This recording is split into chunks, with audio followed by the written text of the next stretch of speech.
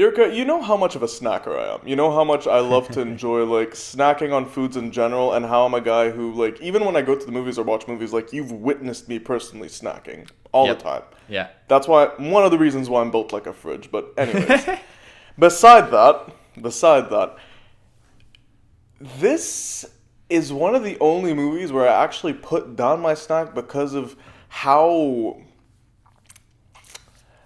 engaging the movie was. That's the best way I can put it. Okay.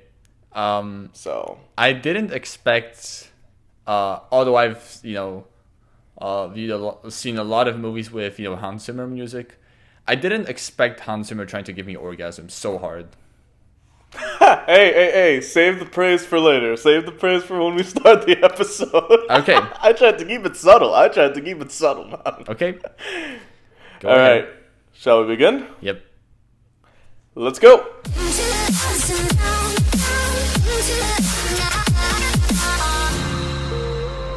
Hello, and welcome to the 6th episode of The Movie Buffs. I'm your host, Mansoor.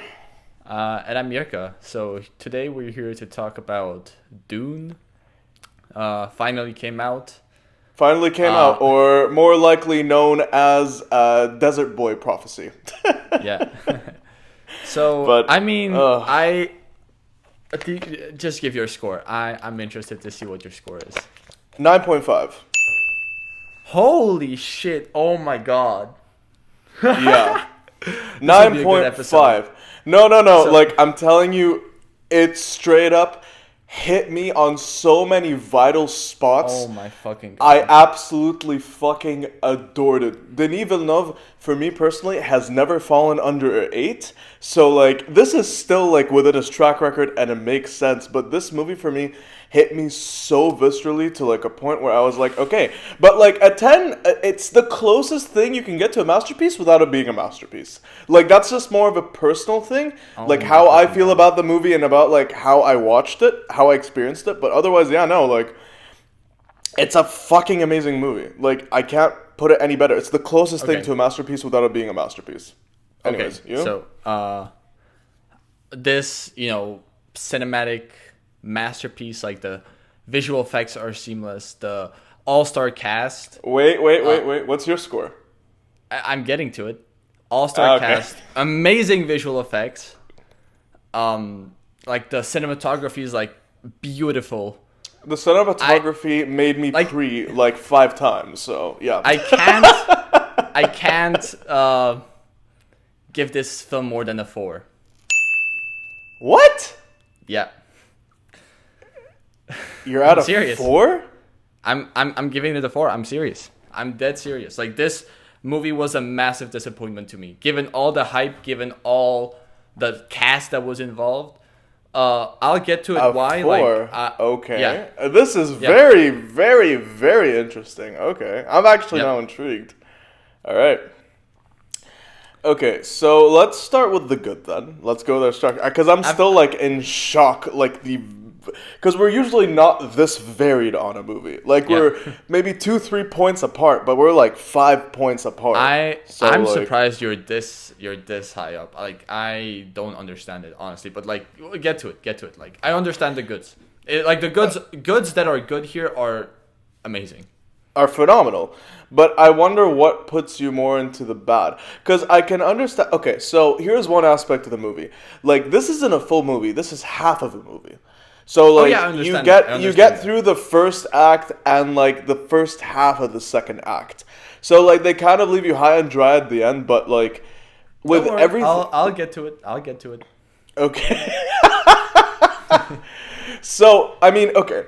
Surprisingly for me, I feel like a lot of with how they handled the story itself, how it was told, how it was presented and everything, they did a really phenomenal job overall, especially like with the cast given and everything. And even like, because, I mean, the movie was carried by Rebecca Ferguson and Timothée Chalamet. So Rebecca Ferguson, 100%. She's by far the best performer in this film. No. 100%. But even Timothée Chalamet did like a really good job. Because I can understand. No, no, no. Okay, so I can understand the point of contention, but you have to understand the intention. Like there's a reason why Timothy Chalamet was chosen, and thing is, he's a good actor by every means, but he was directed to act the way that he did. You have to understand that. Like there is a meaning behind why he acted the way that he did, especially because like as someone who has read the books and as someone who has seen the '80s movie, I could tell you that like he pulls in more of like the identity of Paul more than the original source material and the '80s movie itself, because you have to understand that like he's supposed to feel like a jaded, harrowed character from to begin with. He still has this childlike innocence, but a lot has already happened in his life and he feels like it's already affecting him, especially the pressure of like him needing to take over for his father while he doesn't feel like he wants to at the same time. Like he gets thrown into the leadership role when, spoilers, his dad gets killed off by the Baron. And I mean, like this his is a spoiler review, so exactly. So I'm just saying, like, if you like want to like experience Dune without us spoiling it for you, like, go watch it. Turn the shit off. Go watch. Like, anyways, so it comes to show like how it's not about bad direction or bad acting. Like this was all done by intention. So I can understand like how you'd maybe conceive it as it being like bad acting, but the thing is like it was intended to be like that. So like once you actually put into your mind that it was intended to be like that, like it enhances the experience so much more. Especially because like, okay, here's one thing. I know a lot of people said and felt, or like I could feel like people felt that Jason Momoa may have been out of place in this movie, but I feel like he fit perfectly. He was like, the best character by far. Yeah, no. Like I've from the reviews that like after watching the movie, I read some reviews. And I saw that like a lot of people like a point where like people were like, okay, like he did a terrific job, but we feel like it's Aquaman. Aquaman's out of place. I'm like, no, this is not Aquaman. This is a completely different character from Aquaman. Like I can understand why the face, the hair, and the beard are. He is kind of being Jason Momoa. Like he's just being himself. But it works. That's what the movie needed. Exactly, that's what the movie needed. It works. And can I also talk about what the fuck was his name? The guy who played the Baron, not Bill Skarsgård, the other Skarsgård, the older brother Skarsgård. It was like Stellan Skarsgård. Stellan Skarsgård stole every fucking scene he was in. Yeah, he was good. Stole every fucking scene he was in. And of course, I could rant for hours about the cinematography. The question is, who did he steal it from? I Not mean, many. and that's the thing. But even like Dave Bautista, with what he was given, he did a good job. Like Wait, with exactly what he was given. With what he was given. What was he given? That's the question. That's the thing. You're still at the first half of the movie. There's still another 2.5 hours still coming up. That's the point. That's why. You don't get much of Zendaya. You don't get much of any of the other characters. And it's focused mainly on Paul in the beginning of his journey and how he gets to where he is. So, like, that's why. That's why you don't get as much out of the villain and out of everyone from the beginning. Because, like, you're still within the first half of the second act. There's still so much more to reveal going onwards. And when you put that in your head, you understand, like, okay, I just listened to the first half of the story, and there's still so much more still going to happen. Like, there's the entire war that's still going to happen. There's the entire contention. There is them going up against the Empyrean. There's all of that shit. So you have to, like, there's so much more still to expect. And that expectation also kind of, like, bumps it up to, like, ooh, they set it up well. Because, again, as someone who has read the book, and I'm not telling this like as someone who's biased about the story. Like, mind you, it's a sci-fi classic, but it didn't do that well. A lot of people found it confusing and all that, but, like, yeah, what I love... It's confusing because for people like you probably read the book, so you understand the mythology. No. They do not... Can I tell you something? They do not explain it too well in the movie. That's my problem. No. I'll tell you something. They explain more in the second half. They give you background on everything in the second half. I mean, that's come on, the but point. This is the first film. That's not. No, but still, not the point. It's structured. This is how the story was originally structured. But they dumbed down a lot from the book. They really like managed to explain so much more in this movie than they did in the original book. All right, so basically what you have to understand is that in the books, yes, it is way more confusing, and it can be there could be so much more contention. But what the beauty of the movie is that like it condenses the story so much more and dumbs it down enough in order for you to be able to understand what the fuck is going on in general. Because the story is structured that like you follow his journey through the entire story itself. Like Paul, you see the entire story through Paul. That's why it seems so confusing and seems so convoluted, because Paul, he was raised his entire life in that family not knowing that much information about that outside world. So you're experiencing it through him. That's why. That's why it feels like it's, even though there is so much spectacle and it feels like there's so much more to discover, there will be more to learn.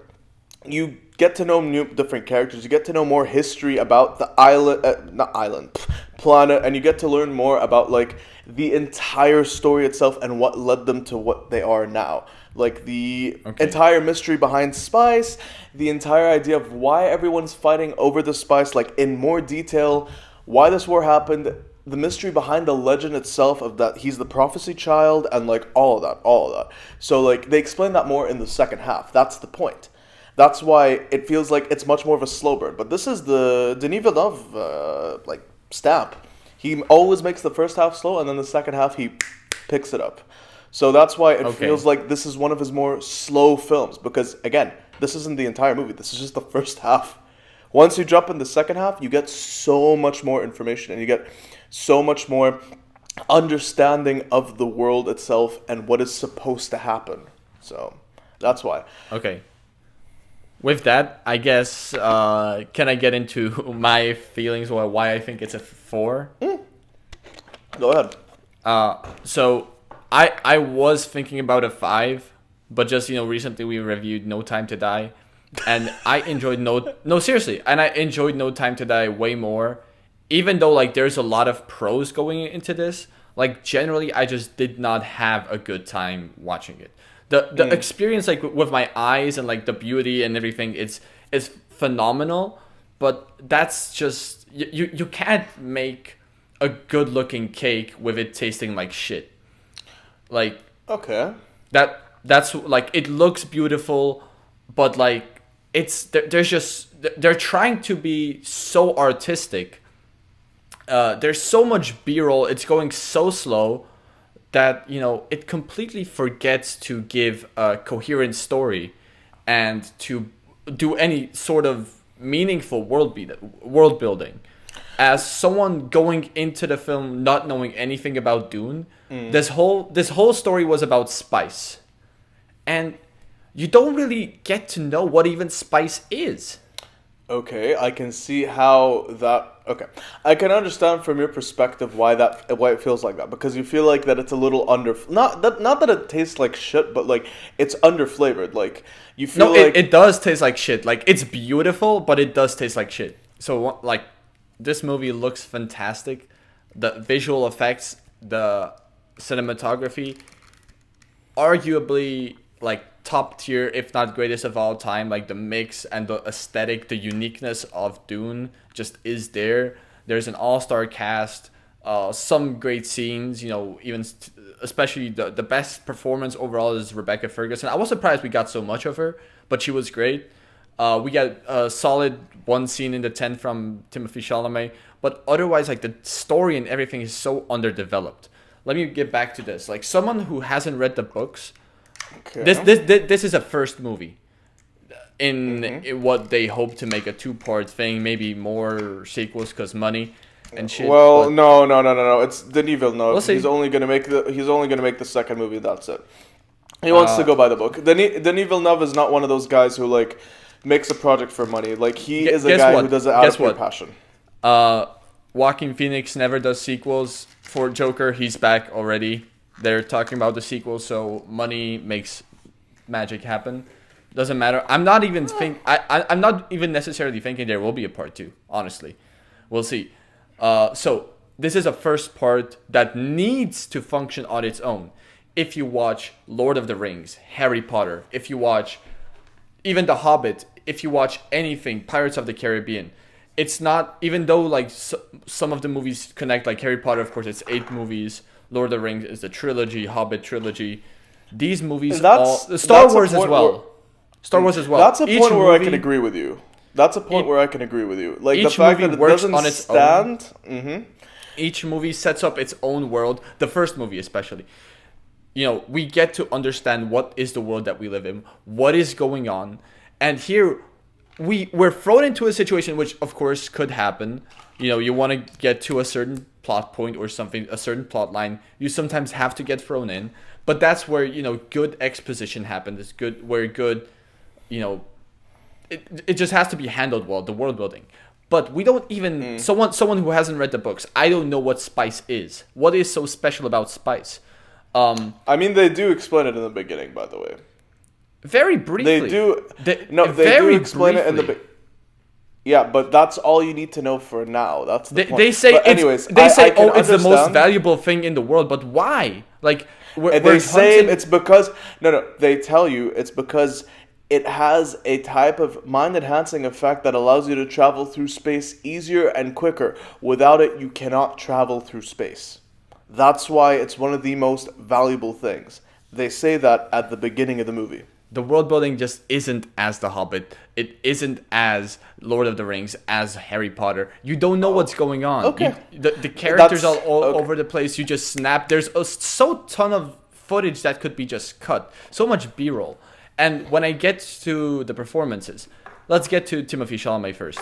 He has one good scene in the tent, like I was saying. Otherwise, we just get 2.5 hours of Timothée Chalamet looking like a punchable 13 to 15-year-old arrogant bitch who's pretty good at everything. And we have the only struggle or problem that he has is that he can't use the voice or whatever that is, which is probably the most powerful weapon that there is in existence, that they shouldn't be able to lose any fight or war. So that's the only thing. Oh my god, he can't use it in the first film. Okay, whatever. Well, guess what? He can use it by the end almost.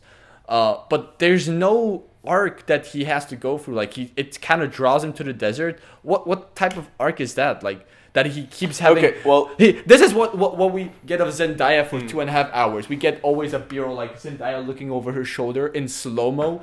We get it like 5 times. It gets so repetitive. I'm sorry, I just knocked my mic off. It gets so repetitive. There's no arc. We don't know who he is, why he is.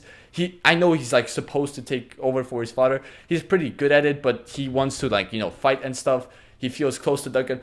Duncan Idaho, Jason Momoa's character, was like destined to die. Like he was just put in this movie like, okay, yeah, we'll kill him off. I felt nothing him going to die. The only shocking, surprising death was Oscar Isaac. I kind of felt bad for him.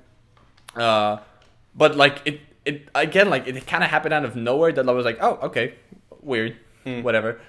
And by the way, Josh Brolin was actually pretty solid in this film, given the. Oh no, he was really solid. He was cast well. What happened to him? Honestly, I don't know if I checked out because I just wasn't paying attention. But what happened to him? Seriously, I think he died in the giant explosion. You think, but we don't. He's one of the most important. Well, that's the thing. I can't say more because there's so much more to come up in the second half. Again, Yeah, but there is if you watch Hobbit by itself, if you watch Lord of the Rings, just the first part, it works. you gotta. It works Okay. as its own thing. I You agree get with to you. understand who's what are the goals, what is the world. You get nothing of that. You get I a character agree development with for you Frodo. that it doesn't stand on its own. I agree with you. I agree with you that But it does not we're stand on we're reviewing it as a movie by itself right now, and I'm just not invested into the story. The world building wasn't it. The best scene by far in this whole film was Oscar Isaac deciding to land the ships and rescuing that spice factory from the sand. The workers from the harvester. Yeah. Yeah. So that was by far the best scene. Then it was the tent, conversation with Timothée Chalamet and Rebecca Ferguson. But there's so many great actors that you could give perfect lines for them to, Stellan Skarsgård's good, but he is so many times just by himself doing just floating randomly in the air like a slug. There's so much potential, so much hype that was going into this film. I'm just so disappointed. Well, here's the thing: you still have the second half of the story to go to But you actually can't get. rely on the second I know, half. I know. That's one of the biggest issues faced by the movie is that like it can't stand on its own because like the entire point of it being structured like this is for it to be structured like the original story. They could have condensed the entire thing down to an hour or like condensed the Yes, entire thing down to like exactly. a This movie. this whole thing But could have been condensed it into an would hour. have. Not much happens. Not But much happens. here's the thing: it would have ruined the flow of the story. But what That's the flow? thing. Like It's there is super a reason slow. There's so much that B-roll. There's so much unnecessary that's B-roll and the repetition of point. Zendaya just turning around in That's flashbacks the or point. visions or whatever that is. Buddy, I understand that you don't like all that, and I could understandably say that like if I went into this completely blind, Yeah. I wouldn't be down to a 4. I'd still give it a high enough score, but I wouldn't have given it a 9. But again, you have to understand, like with context, that's the point. But with That's the point context, of it. exactly. 99% of people or 90% of the people going into this film haven't read the books. They're just into Or watch the enjoy- original 80s movie. Yeah, exactly. They're just going in blind. They just Okay. want to know I what can- this I can- movie is, and they have no fucking idea. Okay, Honestly. I can completely understand that. I'm not disagreeing with you. I'm not trying to like shit on you or shit on your score Oh, or no, no, anything. no. No, I completely understand. And I completely respect that. And I can completely see why a lot of people would either love it or walked out of the cinema pissed off, feeling like they wasted their time. But at the end of the day, again, like it's a very hard sell. It really is, especially like with how it's structured. But once I hope part 2 comes out and you actually put both of them together, it will make so much more sense. So like I'm not telling you like, oh, just shed all your score and just wait till the other one comes out. No. Stand by your opinion. Stand strong. No matter who, what, when, where shits on you. Like just stick to it. I respect it, man. I really do. No, seriously. No, okay. Like I can understand where you're coming from. I really Your can. biggest argument, it relies on the second half. Well, then they should have done what Pirates of the Caribbean 2 and 3 have done, that they've shot the movies back to back, and they release one thing 1 year and the second thing the second year. I know it's a completely different, it's not a great comparison. It's a completely different style of filmmaking, cinematography, and being, this one being artistic, masterpiece type of thing. Well, okay, And here's Pirates the of the thing. Caribbean is pure entertainment, but it's kind of. But I'm talking about the way they approach it. They're like, okay, we need the second movie for the one before to work better, so we film it together. That way, we know that both movies, will reach us. And It's right now, as avant-garde as the book. That's the thing. Like it was intentionally made to be like this, and the reason why I put it, and you know me, like for me, like everything from a 0 to an 8.5, it's purely objective. Like on the filmmaking and all of that. yeah. And the reason why Yeah. I put it above an 8.5 personally for myself, from an objective standpoint, is due to all of the visual, audio, and even story structural feats that it has achieved. And I'm a guy who enjoys slow movies too. So like the fact that they actually did take their time for me worked for me really well. I can understand why it wouldn't work for others, but what pushed it up to that 9.5 for me personally is how it presented the story so well, especially in the means and the context and the avant-gardeness of the book. So I can understand why you'd have that contention to like want to drop it down to 4. I completely understand, but then again, I'm telling you, like from 0 to 8.5, like it is completely objective. Like, and then that last 1 point is just me. Okay, so like I'm telling you, this is just like all from my own perspective. Everyone has their own opinions. Of course, Everyone has their own version of objectivity. So like, yeah, no, I'm not. I'm not shitting on you hating, and I'm not dissing you. Yeah, same here. I'm not shitting on you or your opinion. I'm No. shitting on the movie personally. No, but you said Motherfucker, you made me almost do a spit take. So another thing that you said that you loved was, and I said Hans Zimmer trying to give me orgasm, the audio. Yes. I didn't mean that in a good way. Zimmer, I don't. Hans Zimmer is the best, Composers. right now. One of the best composers Yeah. working today. Exactly. Yes. I would say the best composer. Like his track record is phenomenal, and oftentimes like when you watch a movie, so many times, like me personally, I just put it on just for the score, just so I can listen to, something nice in the background while I, let's say, do my homework and stuff. I don't put it on just because of the movie, but also because of the score and how well the score accompanies the film.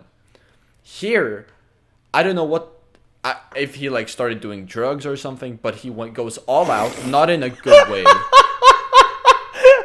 This movie could get some awards for being the best horror film. The times I got like jump scared in this movie just because of that like fucking lady like bursting out with her voice, I was like, oh my fucking god, like, oh yeah. I mean, again, that was intentional. I know it was intentional, but like for me, it doesn't land. I get it. It doesn't land. It just goes so over the top. It kills all the visuals. It just makes me like cringe. It doesn't accompany the visuals too well for me personally, and it just kills all the memories of it. Like overshadows the performances. It like, I don't know. It tries to be so artistic that it just pisses me off. It just doesn't. It isn't like melodic and stuff. Like it isn't a pleasure to listen to.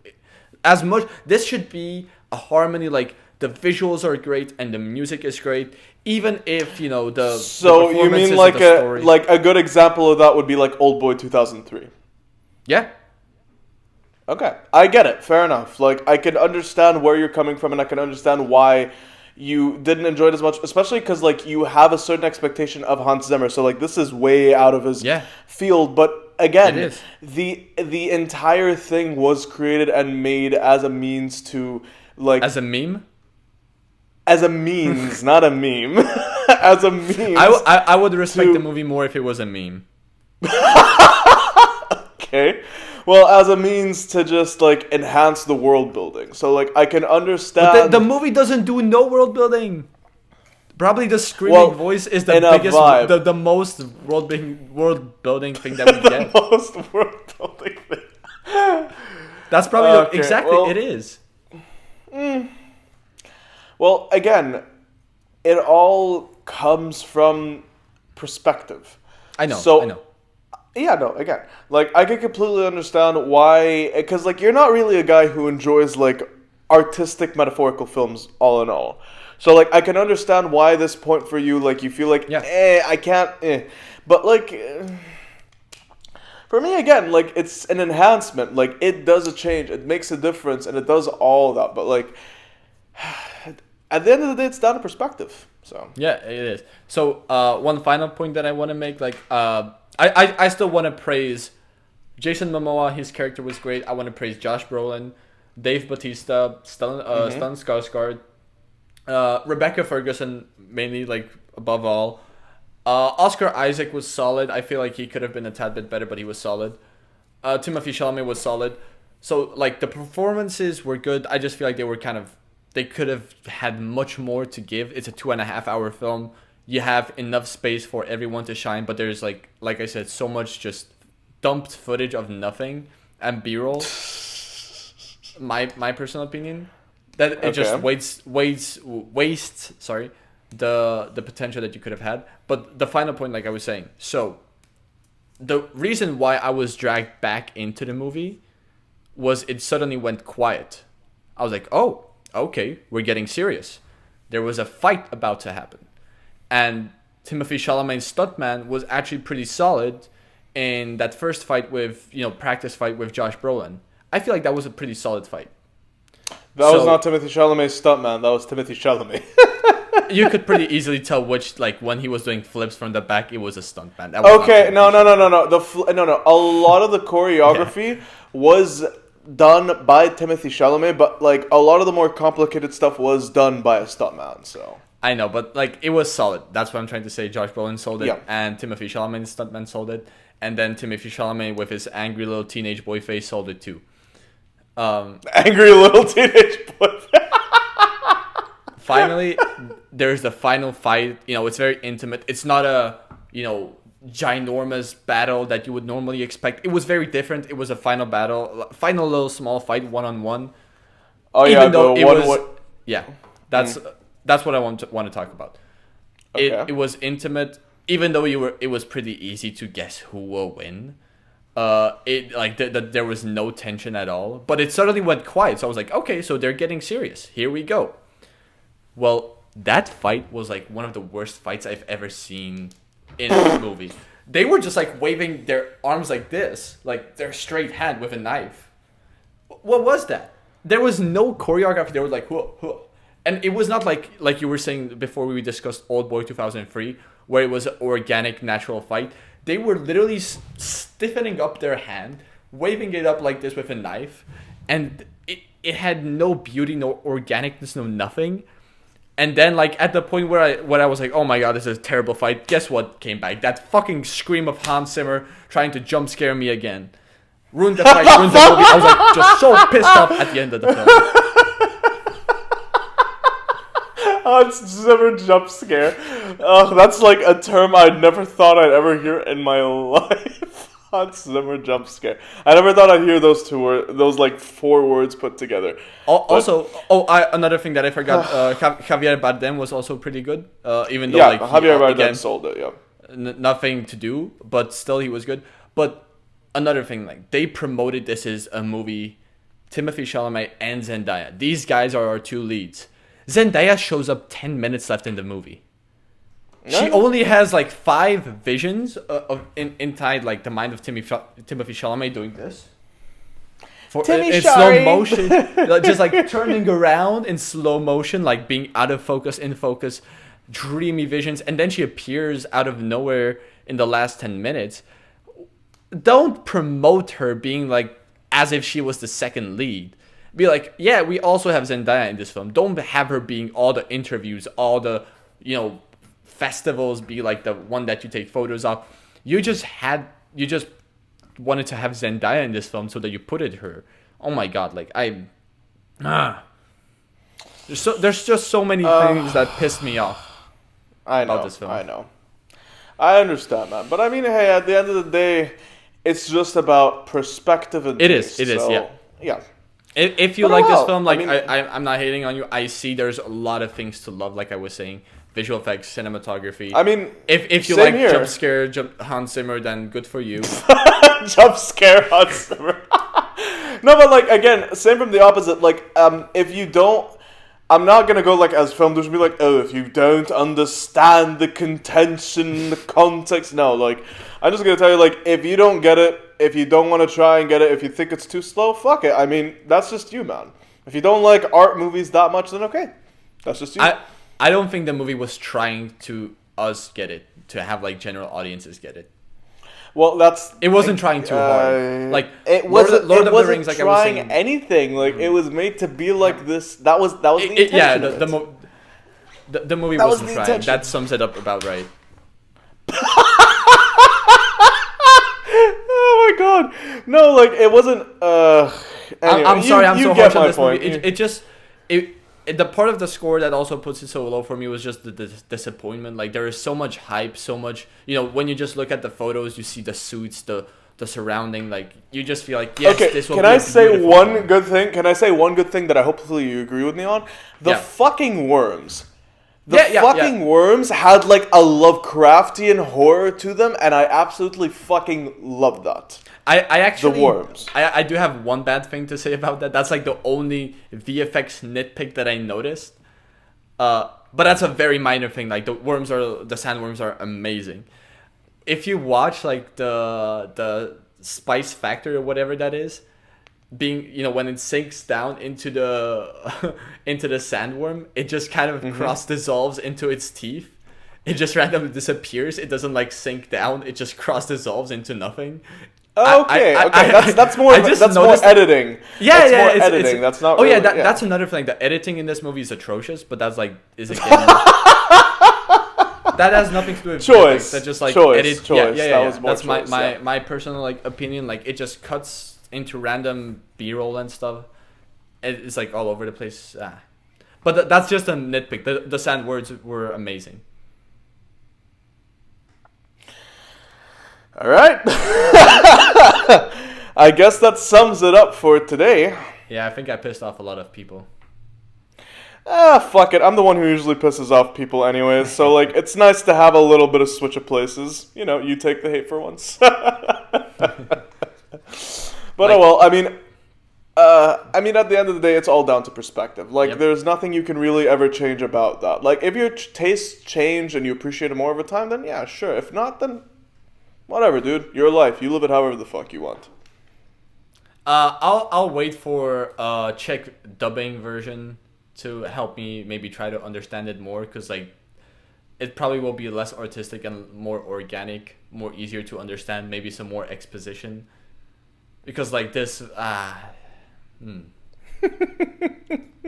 like the reason why I also give it a 4 is I just don't want to watch it again. It's a similar feeling like with what I had with Mortal Kombat going out of the theaters. I just don't want to watch this movie again. Mortal Kombat! Do you remember that? Like, have you ever played the original game? Yeah. Yeah, the fucking guy screaming in the background, Mortal Kombat! That's like Hans Zimmer jump scare level. No, hold on, I got it. Mortal Kombat! It just like goes all out like a with the Mortal Kombat mixed in. Well, there we go. So we're comparing Dune to Mortal Kombat. I think that sums it up. Warner Brothers has a very shitty year ever since Wonder Woman 84 came out. Wait. Warner Bros. Made Suicide Squad. True. So you can't really diss them too much on that. But, I mean, either way. But there's a at the lot end of the day, other things that they made too. That this year. Fair enough. I could agree with you on so many things, but I disagree with you on this movie. But anyways. Yeah. Opinions.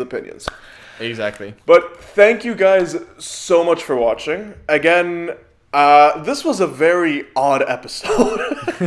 I mean, it's kind of fitting that the last one we completely agreed, and then this one we completely disagree. But anyways, if you like what you saw, like, comment, subscribe, leave a comment for any recommendations down below. And for next week, we should be doing Squid Game, and then after that, we got our Halloween special. But otherwise, again, thank you guys so much for watching. Peace. See ya.